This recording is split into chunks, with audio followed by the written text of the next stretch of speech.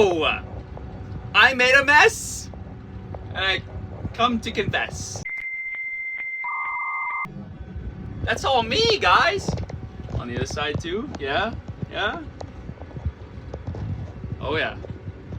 No, when I make a mess, I make sure I do a pretty good one.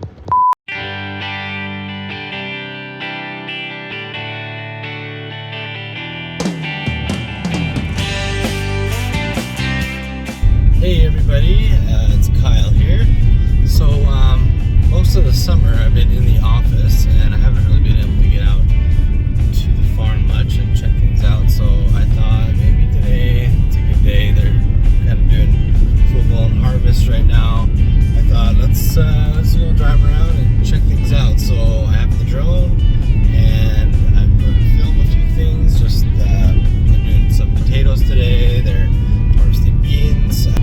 Probably Peter and Dave. I'll probably stitch in a few of their little videos they've made recently. So we'll hear from them. But so yeah, enjoy the little farm tour of harvest. So it's September 14th and 15th. It's Monday. So we'll see you later.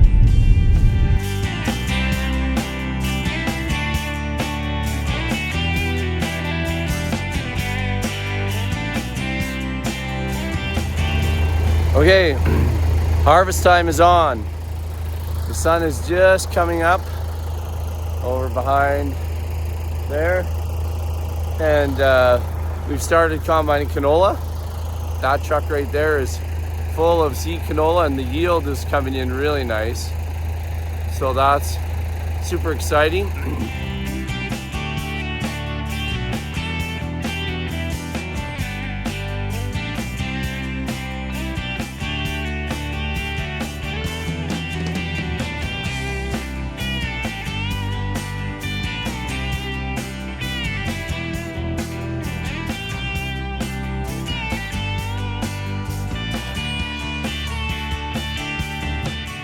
I'm going to use our water truck with its fire hose to clean out the auger, and then 2 of these bins for the seeds canola it's going to.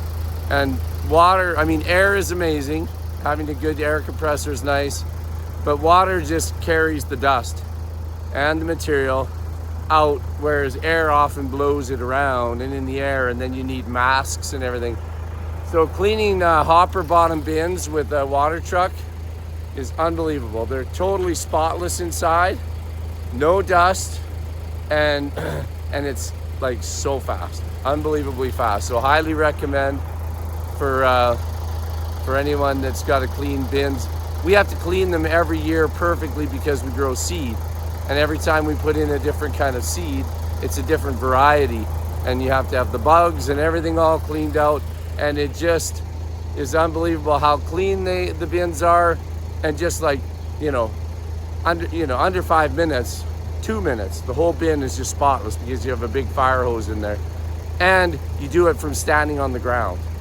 I stand on the ground, go up in through the manhole, and I can do it all from the ground. So I'm not climbing up inside bins, slipping and falling and all that stuff. I'm just standing on the ground. So it's way safer as well. But anyway, harvest is going. We're digging potatoes. We'll be combining beans and canola and potatoes today. So Aaron and his team are doing the potatoes and they're digging already. Awesome.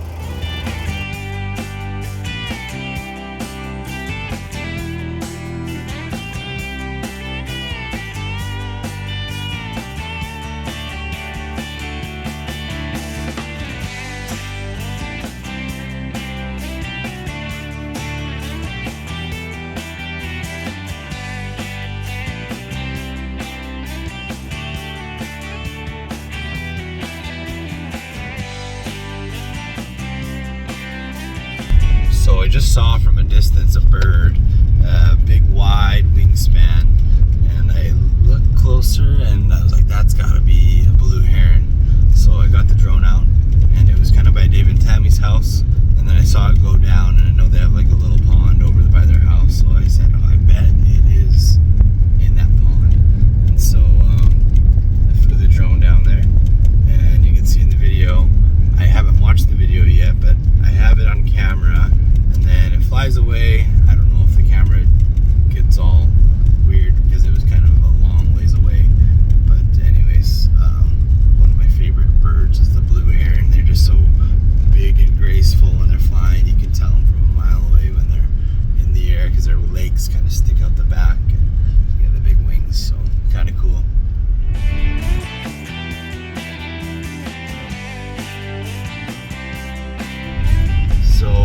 driving by the gravel pit, and it looks like they're taking asphalt out now. It's taking a little while for them to start going on that, but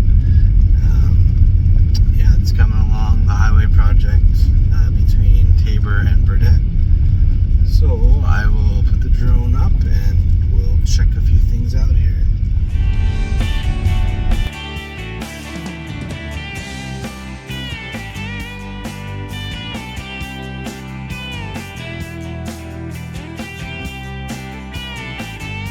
So let me explain. So this is barley mixed with peas, something like that. We cut and wanted to bale it, so we cut it.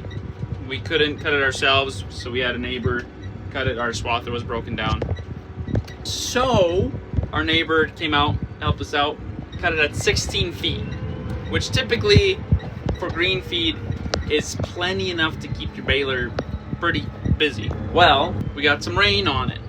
Yeah, sure, the top's gonna dry out, but the bottom doesn't really. So we were gonna potentially rent a tether, something like that, to just kind of spread things out a little bit, or just rake it over once.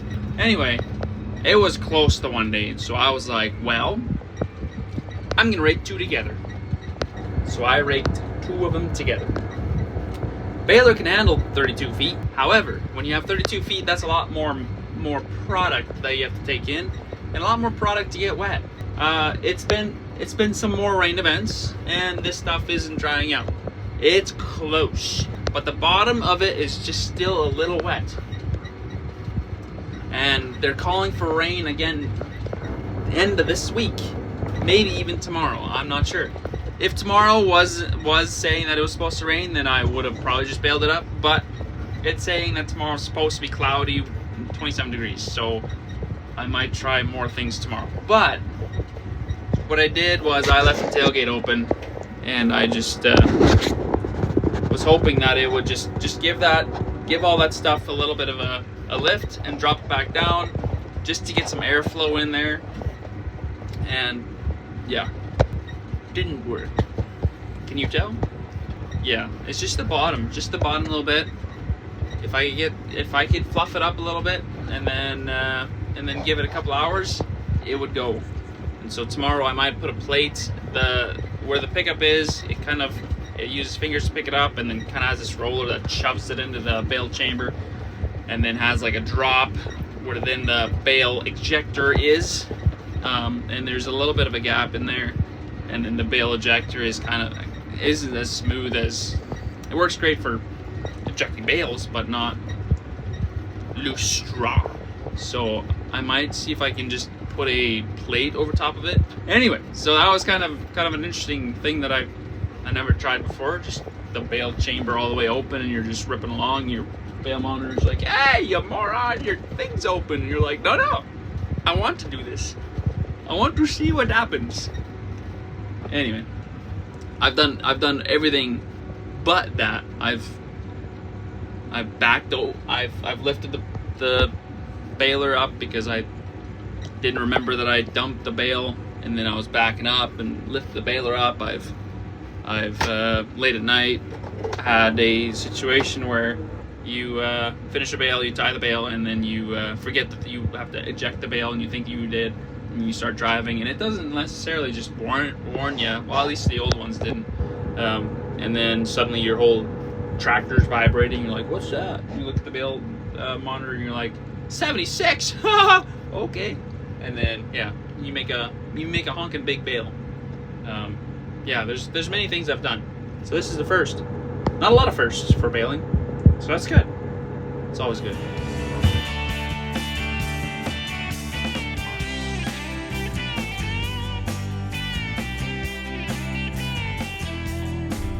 Okay, so I was going to get some video of Peter doing pinto bean harvest, but he called and he said that he had broke a belt or something. So you can see him over here. I'll get another video close up.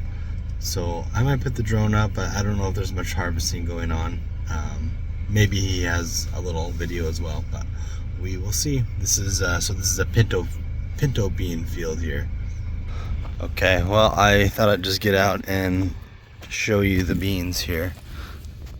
So they're all dried out and you can see them inside. So these rows and rows and rows are all pinto beans.